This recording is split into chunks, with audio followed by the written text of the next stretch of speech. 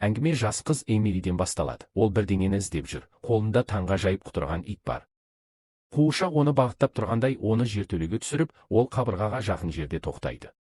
Эмили пышақ алады да, оның ішінде кішкене тесік жасайды. Ол ішіне қарайды және кенеттен шоққа түсіп қатып қалады. Солай ол көргені бізге ешқашан ашылмайды. Содан кейін біз Алекс екеуміз таныстырыламыз.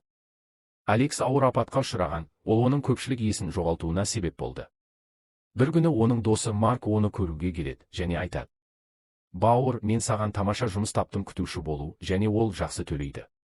Марк түсіндіреді. Оның ағасы 1 жыл бұрын өзін-өзі өлтірген, ал оның жеңгесі 8 ай бұрын жоғалып кеткен. Оларда жас қызы Эмили бар, ол әкесі қайтыс болған сол үйде әлі тұрады. Марк сонымен қатар Эмилидің психикалық жағдайы тұрақты емес екенін айтады. Кейде ол статуя сияқты қатып қалатын эпизодтары болады, және ол аяқталған кезде ол толығымен қалыпты күйге оралады. Біздің қауіпсіздігіміз үшін, алаңдап, Марк Алексқа күніне $200 ұсынады.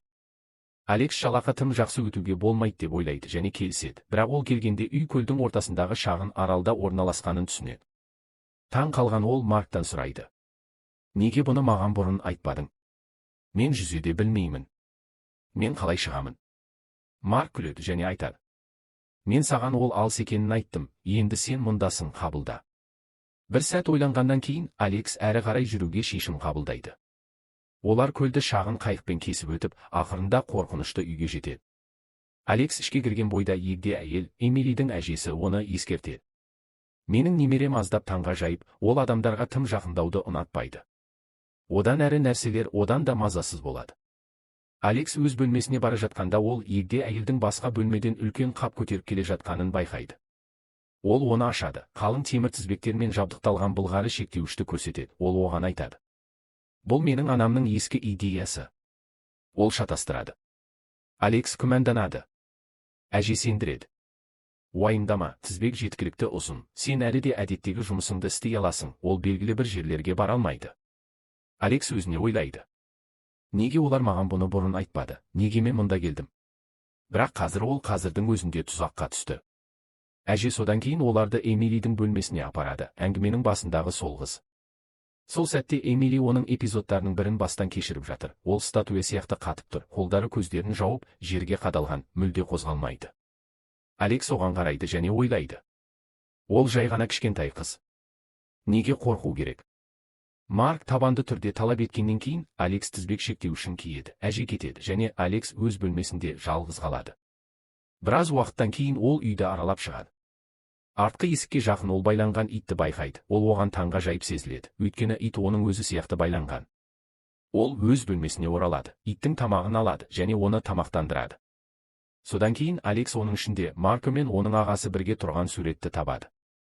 Ол әлі суретті қарап тұрғанда кенеттен оның артындағы темір тізбек өздігінен көтеріле бастайды және бір секундта оны қатты тартып алады. Қорқып кеткен Алекс дереу артына бұрылады, бірақ ешкім жоқ, бәрі бос. Қазір ол бұл қалыпты емес екенін түсінеді, мұнда бірдеңе міндетті түрде дұрыс емес. Тізбек қозғалды, ол дәл артында тұрған біреу оны тартқан сияқты. Алекс содан кейін Эмилидің бөлмесіне кіреді және оның тағы бір ұстамасы бар екенін көреді. Ол жуынатын бөлмеге қарай айғайлайды: «Кім бар ма?» Бірақ жауап жоқ. Біраз уақыттан кейін бәрі кенеттен тыныш болады. Алекс оны түсіне алмайды. Шаршаған ол өз бөлмесіне оралады және демалады. Бірақ шынайы қорқыныш енді ғана басталып жатыр. Алекс төсекке жатқан сәтте оның артынан қатты дүрсіл естіледі. Қорқып кеткен ол секіріп тұрады. Дыбыс қабырғадан шықты, сурет құлап түсті. Ол мазасыз сезінеді, бірдеңе дұрыс емес. Ол оны түзетеді және қайта іліп қояды. Содан кейін ол қайта жатады, бірақ ол жасай салысымен сурет оған қарай бұрылғанын байқайды. Ашуланған Алекс оны қайта бұрады. Қазір ол сол жерде суретке қарап тұр, оның ішінен бірдеңе іздегендей. Таңғажайып ойлар оның ойына кіре бастайды. Бұл қалай соншалықты таңғажайып? Мен мұнда қанша уақыт болдым? Біраз уақыттан кейін ол ұйықтап қалады, бірақ кенеттен дүрсіл дыбысы қайта келеді. Ол дереу оянады. Сурет қайта құлап түсті. Ол қалай құлады? Терезе жабық еді. Ол оны алып тексереді және оған қарау ғана оған қалтырау береді және содан кейін ол түсінеді. Бұның бәрі түс болды. Қазір Алекс толық ояу. Ол тұрып қонақ бөлмеге барады. Кенеттен ол Эмилидің шығып келе жатқанын көреді, бірақ бұл жолы ол қолында садақ пен жебе ұстап тұр. Алекс қорқыныштан қатып қалады. Не істеп жатырсың? Ол қауіпті. Эмили толық тыныштықпен айтады. Мен оны қалай қолдануды білемін, менің әкем мен ағам мені аң аулауға апаратын еді. Осы кезде оның әзіл емес екені анық. Содан кейін Эмили Алекстан сұрайды. Менің ағам Маркамен сенің байланысың қандай? Алекс жауап береді. Мен апаттан кейін ештеңе есіме түспейді, мен есімді жоғалттым. Мен білетінім біз жақсы достар болдық. Содан кейін Алекс сұрайды. Маркамен сенің қарым-қатынасың қандай еді? Эмили аздап эмоционалды болады және айтады. Ол қазір менің қалған жалғыз отбасым. Алекс жалғастырады. Сенің әжең мен әкең туралы не, олардың қарым-қатынасы қандай еді? Эмили ештеңе айтпайды. Ол тыныштықпен суретті шығарып, Алексқа береді. Суретте екі ағай аң аулап тұр, олар өте жақын көрінеді. Бұл олардың арасында әрқашан осылай бұзылған емес екенін білдіреді. Алекс содан кейін айтады. Мен сенің әкең өзін-өзі өлтірді деп естідім. Эмили баяу түсіндіре бастайды, және осы жерден әңгіме әлдеқайда қараңғы және шатастыратын болады. Ол оған айтады. Менің әкем клаустрофобияға ұшыраған, ол тар кеңістіктерден қорқатын. Содан кейін ол анасы туралы мазасыз нәрсе ашады. Ол бұрынның бәрі әзіл деп ойлайтын. Бір жолы анасы әкесін тіке жейдеге мәжбүрлеген. Эмили түсіндіреді, әкесі оның ішінде толық үрейленіп, кілтті алуға тырысқан, бірақ анасы кенеттен агрессивті болып, содан кейін кілтті жұтып қойған. Алекс таңғалған. Эмили жалғастырады. Одан кейін менің анам одан да таңғажайып әрекет ете бастады, өйткені ол психикалық тұрақсыз болған. Содан кейін ол ең таңғаларлық бөлікті айтады. Бір күні менің әкем жертөлеге түсті, бірақ ол қайта шығуға тырысқанда есік құлыпталған. Клаустрофобиясынан ол қатты үрейленген және сол үрейде ол садағынан жебе атып өлді. Алекс бірдеңе дұрыс емес екенін сезіне бастайды, әңгіме мағынасыз. Егер есік жақсы болса, ол кенеттен қалай құлыпталды? Оның күмәні бар, бірақ ол сол сәтте оны сұрамайды. Эмили кетісімен сөредегі қоян қуыршақ кенеттен өздігінен қатты ойнай бастайды. Оның көздері өте шынайы көрінеді, бәрін бағып тұрғандай. Және дәл сол сәтте Алекс артында жертөле есігі өздігінен баяу ашылады. Алекс қатып қалады. Ол жабық еді, сондықтан ол өздігінен қалай ашылды? Уақытты босқа өткізбей ол қаруын және қоян қуыршақты алады және жертөлеге түседі. Төменде ол тізбектердің дыбысы жақын жерден шығып жатқанын байқайды, бірақ қалғаны қалыпты көрінеді. Ол кетуге дайындалып жатқанда оның көзі бірдеңе таңғажайыпқа түседі. Ағаш қабырғада кішкене тесік. Ол шамын қосады және ішіне қарайды және қабырғаның артында әйелдің өлі денесі бар. Алекс мазасыз нәрсе байқайды. Мәйітте садақтан жебе тұрып тұр. Ол дереу ойлана бастайды. Бұл Эмилидің жоғалған анасы болуы мүмкін бе? Эмили өз анасын өлтірген бе? Уақытты босқа өткізбей Алекс жоғарыға жүгіріп, Эмилидің бөлмесіне кіреді, тек оны есінен танған күйде жатқанын табады. Сол сәтті пайдаланып ол қабырғаның ішінде жасырынған телефонды шығарады. Ол тез Маркқа қоңырау шалады және айтады. Мұнда бірдеңе өте дұрыс емес, полицияны әкел қазір. Телефонды қойғаннан кейін Алекс бөлмені құлыптайды. Бұл кошмардан қалай құтылу керектігін ойлауға тырысады. Кенеттен Эмилидің дауысы уоки-токи арқылы сықырлайды. Ей, неге өзіңді құлыптадың? Ашуланған Алекс қайтарады. Мен енді шындықты білемін, сен анаңды өлтірдің, мен бәрін айттым. Эмили дереу жауап береді, тыныш, бірақ қорқынышты. Мен анамды өлтірген жоқпын, менің әкем мен ағам оны бірге жасады. Алекс толық шатасты. Шындық қайда? Ол оған. Садақты алдымен қой, содан кейін сөйлесеміз дейді. Эмили келіседі. Баяу ол мойындай бастайды. Менің әкем оны өлтірді, мен аздап көмектестім.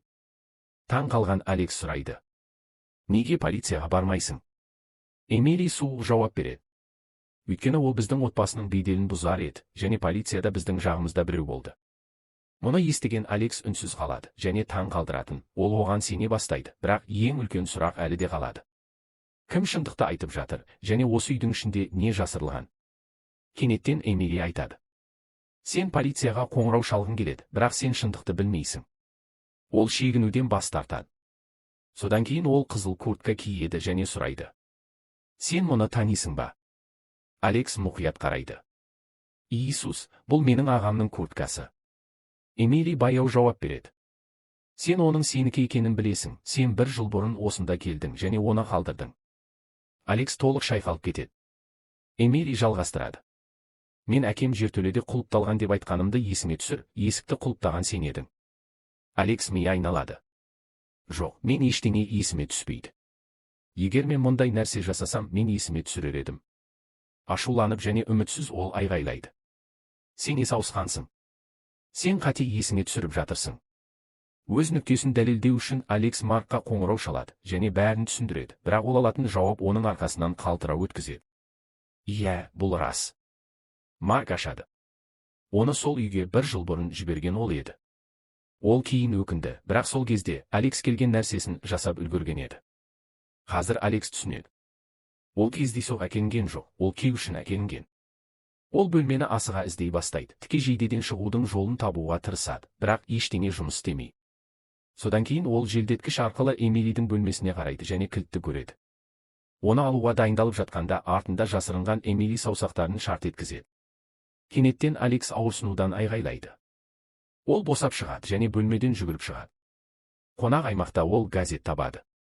Хабарлама Эмилидің анасы жоғалып кеткені туралы және фотода әйел мойнында кілт киген. Сол кезде оған соққы береді. Бұрын көрген өлі денеде кілт болған. Уақытты босқа өткізбей Алекс жертөлеге жүгіреді, қабырғаның артына жетеді және кілтті шығарады. Ол ақырында тіке жейдені ашады. Бірақ ол өзін босатқан сәтте бүкіл үй қараңғы болады. Ол жоғары шыққанда Эмили әлдеқашан сол жерде отыр, оның тағы бір эпизоды бар, ол қатып тұр. Мүмкіндігін көріп Алекс тіке жейдені қайта кигізеді және оны байлайды. Қазір ол полицияға қоңырау шалуға тырысады, бірақ телефон желісі әлдеқашан өлген. Алекс түсінеді. Егер ол қашса да қайда барады? Бұл арал және сыртта тоңып өледі, сондықтан ол қалып демалуға шешім қабылдайды. Біраз уақыттан кейін ол оянады және жуынатын бөлмеге барады. Эмили есіктің артында жасырынып тұрғанын білмей. Ол шыға салысымен Эмили шабуыл жасайды. Бақытымызға орай ол оның маңдайына жеңіл жарақат береді. Бірақ сол шок бірдеңені іске қосады және кенеттен Алекс бәрін есіне түсіреді. Марк оны мұнда жіберген. Ол ағасы Эмилидің әкесі шындықты ашады деп қорыққан. Сондықтан ол Алексаны үнсіз қалдыру үшін жіберген, бірақ міне бұралу. Алекс оны өлтіру үшін келген жоқ, ол Марк оны өлтіруді жоспарлап жатқанын ескерту үшін келген. Алекс үйге келгенде ешкім болмаған. Ол кетуге дайындалып жатқанда жертөледен дыбыс естіген. Ол түскен және Эмилидің әкесі өзін-өзі өлтіргенін тапқан. Қорқып Алекс қашқан. Бірнеше күннен кейін Марк Алексаны кездестіріп, оны мақтап. Ол тамаша жұмыс істеді дейді. Сол кезде бәрі түсінікті болады. Марк пен Эмили айтқаның бәрі рас болған. Марк ақша байламасын шығарады және Алексқа ұсынады. Бірақ Алекс бас тартады. Мен ештеңе істеген жоқпын, мен бұл ақшаны қаламаймын. Содан кейін Алекс жазған жазбаны шығарады және не айтқанын сұрайды. Ашуланып ол айтады. Сен өлгің келеді ме? Ең жақсы нәрсе ақшаны алып, бұл мәселені осы жерде аяқтау. Алекс ақырында ашық қарсыласа бастайды. Сендер адамсыңдар, мен полицияға қоңырау шаламын. Марк дереу Алекс қауіпке айналғанын түсінеді. Бірақ агрессивті әрекет етудің орнына ол тыныш қалады және ақылды түрде айтады. Жақсы, ойлан, ертең сөйлесеміз. Сол түні Алекс балконда отырып, ішіп отыр, артында не болатынын мүлде білмей. Кенеттен ол артынан тыныш пайда болады және оны балконнан итеріп жібереді. Сол құлау Алексаның есін жоғалтуына себеп болды. Қазір бәрі байланысады. Алекс қайтадан сол қорқынышты үйге оралады. Жуынатын бөлмеде Алекс жасырын өткел табады. Ол тар кеңістік арқылы баяу өрмелеп кіреді. Жол бойы ол көлеңкені байқайды, бірақ мұқият қарағанда ол жоғалып кетеді. Ол оны жай ғана галлюцинация деп ойлайды. Ол ақырында жертөлеге жетеді, бұрын өлі денені көрген сол жер. Бұл жолы ол жақын жерден шағын ара табады және ағаш тақталарды кесе бастайды, бірақ содан кейін ол мәйіт жақын тұрғандай сезінеді, ол оған қарап тұрғандай. Қорқып ол оның бетін жабады, тезірек кесуді жалғастырады. Кенеттен Эмили жертөлеге кіреді, ол анасының денесінен жебені шығару үшін келген. Алекс жақын жерде жасырынып тұр, тыныс алуға да батылы бармай. Біраз уақыттан кейін Марк та келеді және Эмилиге айғайлай бастайды. Мен саған кек алуға мүмкіндік бердім, бірақ сен ештеңе істей алмадың. Еш жерден Эмили артынан жебе атып Маркқа айғайлайды. Сен мені манипуляцияладың. Одан кейін ол Алексаны іздеу үшін жоғарыға барады. Сол уақытта Марк енді жарақат алған Алексқа шақырады. Шық, біз сол есі ауысқан қызды бірге тоқтата аламыз, бірақ шын мәнінде ол оны өлтіруді жоспарлап отыр. Содан кейін кенеттен уоки-токи арқылы дауыс келеді. Мен қаштым, мен полицияға қоңырау шаламын. Марк таң қалған. Егер ол Алекс болса, онда қабырғаның ішінде кім жасырынып тұр? Баяу кесілген қабырғалар тесік жасап қорқынышты. Марк сақтықпен ішіне кіреді. Атмосфера өте қарқынды және қорқынышты. Содан кейін ол қабырғаның артындағы әйелді көреді. Баяу алға қадам басады және бум. Маркпен не болды деп ойлайсың? Комментарийлерде маған айт. Соңында Алекс итпен бірге қайықпен аралдан қашты. Фильмнің атмосферасы өте күшті, қорқыныш баяу құрылады. Кездейсоқ секіру қорқыныштарына сүйенбейді, дегенмен кейбір көріністер аздап логикасы сезіледі. Олар қабырғаны бұзып тастай алатын еді, баяу кесудің орнына. Менің ойымша, бәрінің артында Эмилидің анасының кекшіл рухы болды. Ол күйеуі мен қайын ағасымен өлтірілген. Сондықтан оның ашуы өте күшті болды. Мүмкін ол есіктерді жауып, адамдарды манипуляциялап, барлық қорқынышты жасап жатқан ол болды. Осымен әңгіме аяқталады. Комментарийлерде өз ойларыңды білдір. Сонымен қатар осы арнаға жазылып, осындай әңгімелер үшін